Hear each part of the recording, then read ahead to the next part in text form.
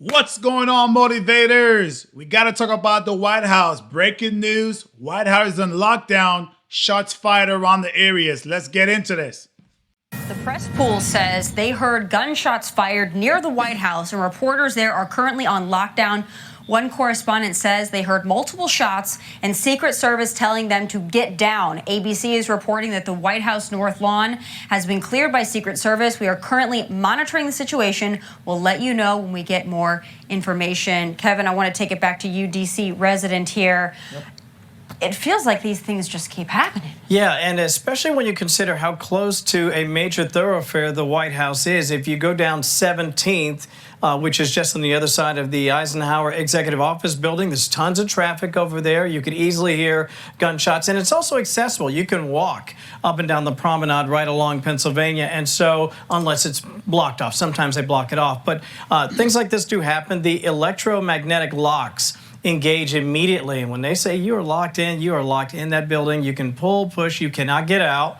If you're on the North Lawn when something like this happens, and that's happened to me before, Secret Service comes out literally out of everywhere. The guard shack, the bushes, and they escort you all the way back into the building, and then they clear the lawn. But in this circumstance, we've seen this happen, sadly, too often.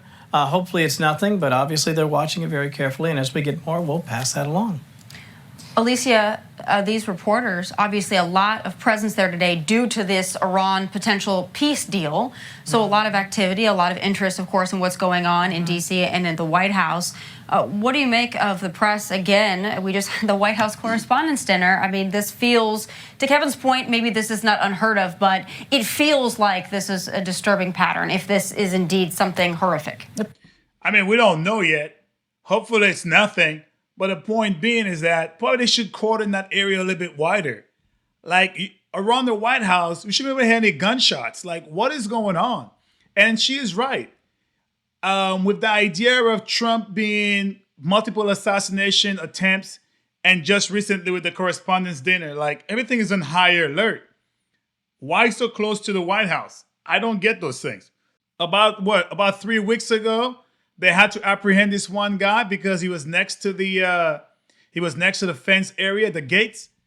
To me, those things are becoming too prevalent. Or probably because we are in a heightened alert because of what's going on around Trump. Both could be true.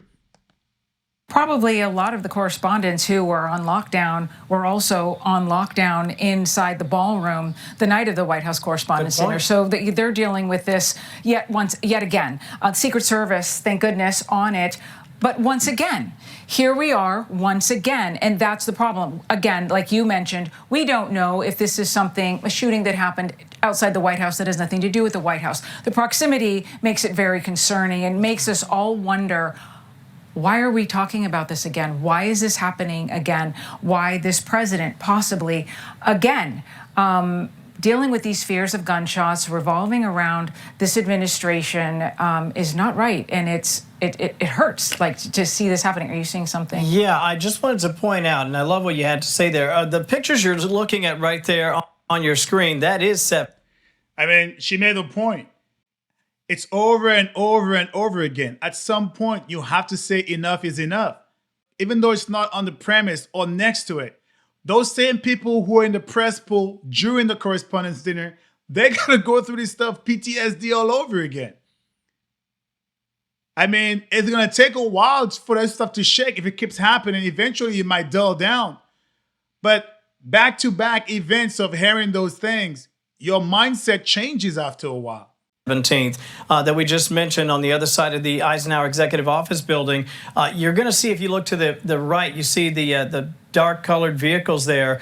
Secret Service, they typically collect there. Usually there's between 6 and 8 Secret Service vehicles right there as you have an opportunity to walk down Pennsylvania Avenue. I'm looking carefully to see if there's any movement north, because as you go north, there's actually a pretty large building set aside just for Secret Service and other security officials. So as we take a look there, as we're watching now an ambulance come down, that's obviously concerning. And we're looking for more information as we get it. Of course, we'll keep passing that along. Tommy and Alicia, what did you have to add? Well, we haven't heard of any injuries just yet, but we're continuing to check to see if we're getting any new confirmation on what this could have been. Yeah, you mentioned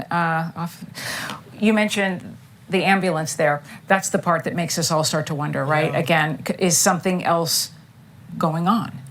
Were the precaution? I mean, they do have a lot of long rifles up. The ambulance is there. If somebody hurt, somebody injured, we don't know. I guess we're going to find out eventually. But to me, it's like it's too close in the proximity of the White House. We should be able to cordon places a little bit further. We are getting a little bit safer, but people are getting a little bit stranger. It's almost like we're being counterproductive. We are cleaning up the streets, but people are getting more psycho and weird and crazy. That's why I'm a big component, again, of bringing the asylum system back. We have to get so many people off the streets. And a big thing about it is consequences to actions. Actions have consequences. Don't just let people, when they do something dumb, just go back with free bail. Make people who do crime do hard crime and suffer the consequences so they won't do it again. It's in our nature that if we know there's a consequence, we're going to think twice about doing it. The only people who don't think twice because there's a chemical imbalance in their heads, and those people need to be admitted in an asylum system or some kind of system for mental health. We need to fix people before all of those things start getting fixed. Just because it could be, we're yes. not taking any chances, right? So we don't want to jump to any conclusions. But, Tom, to this point, you were sitting at the table with us the day of the White House Correspondents' Dinner, and then Kevin and Alicia were here to the wee hours of the morning.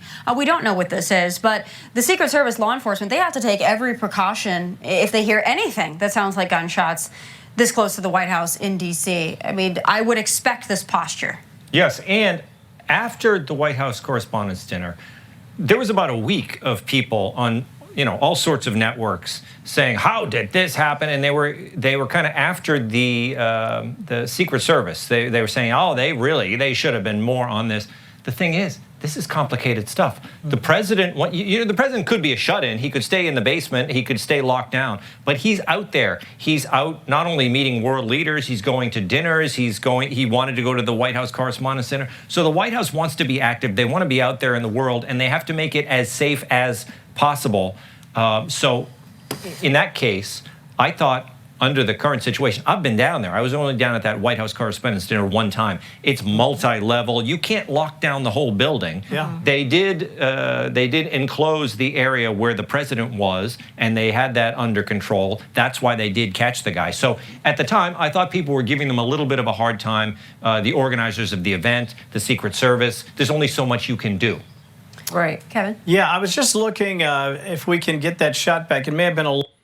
Well, again, hopefully there's nothing. Like he just mentioned, at the end of the day, you have the president. They want him to come out and to be accessible. But there's only so much you could do because if everything is locked down, they may complain that there's too much security. But at the same time, they want security because their lives were in danger. It's like a two-fold, it's a double-edged sword with those people. That's why I believe they need to go ahead and finish that ballroom as quick as possible. And then from then on, have the Correspondents' Dinner at the ballroom inside the White House. So that you know it's 100% safe as far as anyone who's trying to come in is going to be a hard-pressed fit to get in there. Local shot there. Actually, that shot went down. We're going to see if we can get that back for you. There was an ambulance setting up there. And what I wanted to mention was, in a situation of this nature, it's not just obviously the Secret Service, it's also Capitol Police, it's Washington Metro Police, and a cadre of other agencies that are all in and around that area. And what's interesting is, to the northwest of the main gate of the White House, where typically the press and other visitors might enter, you do have that collection, as I pointed out right there. In fact, that looks like that may be the guard shack. You do have that entrance, but you also have sort of a crossroads of several different streets. You have Pennsylvania, which moves at an angle. You have 17th, which is north and south. You also have I Street, which crosses just to the north of Lafayette Park. And so you have sort of several blocks of entry to the White House complex. And that's what makes it, to Tom's point, so difficult to engage in a lockdown circumstance like this, because it could be on any side of the White House at any given time, and people have to quickly spring into action. And as we look at some of the pictures pictures. We did see an ambulance pull up there on the upper right-hand side of the screen there. I didn't see anyone getting in or out with respect to personnel, but I think that's something we'll also follow and see if by chance someone may have been hit by gunfire or if this is precautionary. One other thing right now, the FBI Director Kash Patel has put out a statement on X. FBI is on the scene and supporting Secret Service responding to shots fired near White House grounds. We will update the public as we're able. And folks should remember, today, Don Jr., the president's son, is getting married. And the president himself said that he couldn't go because he had to stay in town in D.C. to continue with these negotiations with regard to Iran. What we don't know just yet is exactly where the President of the United States is as we are watching all of this unfold outside the White House. Well, let's hope it's nothing. And if anybody did get shot, whatever, that actually it's not a life-threatening injury. But again, this is getting too common, way too common, especially around the president. And all I could say is that God need to protect President Trump, everybody around him. Hopefully it's nothing too bad, but we need to get back to a place of civility, especially what have happened, it's transpired around the president in the last couple of years. But let me know what you think within the comments. All right, motivators, if you enjoy what you've seen and heard, please like, comment, share, but most importantly, subscribe to A Black Veteran's Perspective. Stay motivated.